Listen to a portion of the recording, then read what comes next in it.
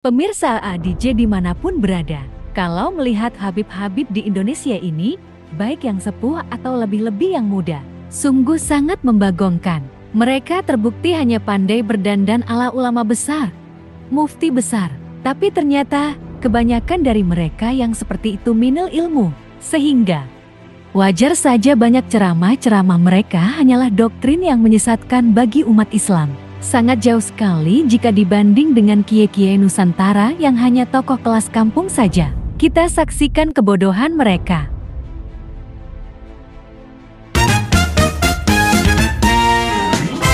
Para ulama yang mempunyai ilmu, dari mana mereka mendapatkan ilmunya?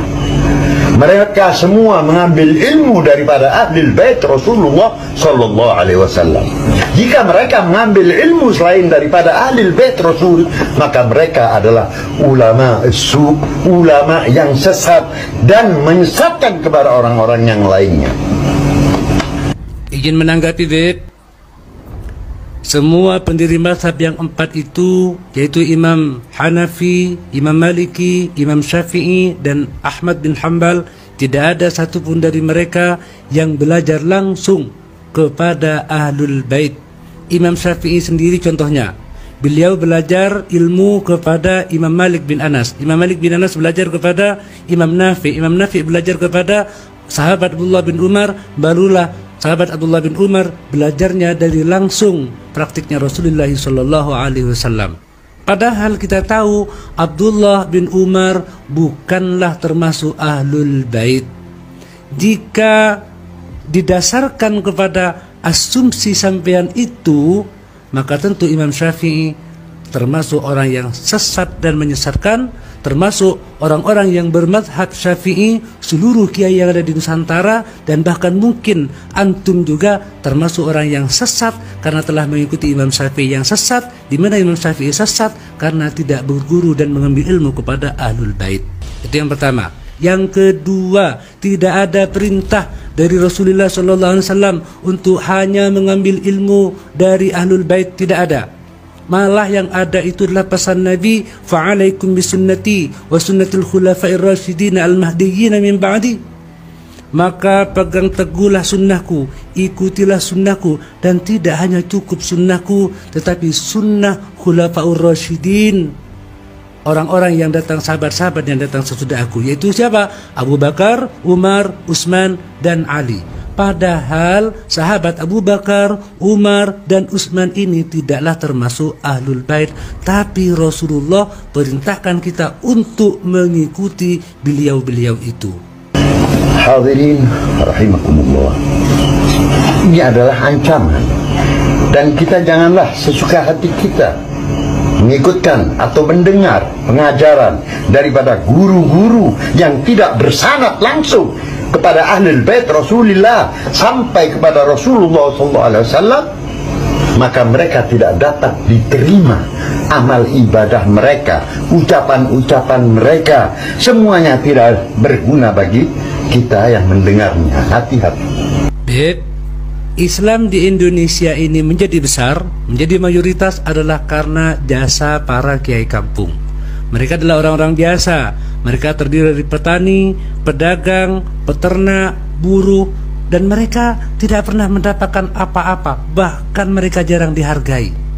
Seharusnya antum sebagai pendakwah berterima kasih pada kiai-kiai kampung ini, bukan malah menvonis bahwa apa yang telah diajarkan oleh mereka tidak ada gunanya. Bukan seperti itu. Itu pun kalau antum memang benar-benar berdakwah, berjuang, berjihad demi tegaknya, demi tersebarnya agama. Jangan malah menvonis dan tidak menghargai mereka. Jasa mereka sungguh amatlah besar. Ini adalah ancaman dari Rasul SAW, dan Rasulullah SAW bukan berbicara dari hatinya, tidak.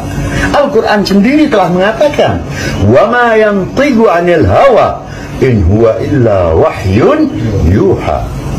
Tiadalah Nabi Muhammad itu berbicara daripada hawa nafsunya, kecuali wahyu yang diwahyukan oleh Allah kepadanya. Bisa kita katakan bahwa ini adalah ucapan dari Allah kepada kita semua agar memperhatikan Ahlul Bait Rasulullah. bahwa Nabi Muhammad itu tidak pernah berkata-kata hanya dari dirinya sendiri, tetapi itu adalah wahyu, itu kami yakin karena Allah sendiri yang mengatakan wa ma yantiqu 'anil hawa in huwa illa wahyun yuha. Pertanyaan kami sekarang, kapan Nabi Muhammad mengatakan bahwa ilmu yang tidak didapat dari seseorang yang bersanad langsung kepada Nabi itu ditolak? Itu kapan? Tolong itu dijelaskan supaya kami tidak menganggap itu hanyalah asumsi antum secara pribadi. Tidak ada gunanya kalian bersembahyang, tidak ada gunanya kalian berpuasa, tidak ada gunanya kalian mengeluarkan zakat apabila di hati kalian ada kebencian sedikit kepada ahli bait Rasulullah SAW. Maka Allah Subhanahu wa Ta'ala akan menolak daripada segala amalan-amalan kalian. Tenang saja, Beb. Kami mencintai ahlul bait. Kami tidak pernah benci kepada ahlul bait meskipun hanya seujung kuku ataupun seujung rambut. Tetapi jangan lupa yang dimaksud ahlul bait di dalam Al-Quran itu dijelaskan oleh hadis-hadis sahih. Ahlul bait Rasulullah adalah istri-istri Nabi dan ahlul kisah yang 5. Mereka itu adalah Rasulullah sendiri, Siti Fatimah, Sayyidina Ali, Sayyidina Hasan, dan Sayyidina Husain. Yang lain bukan. Kami mencintai mereka. Kami tidak pernah benci kepada mereka. Bahkan sejak balita kita sudah diajarkan dalam kitab Ad-Dibai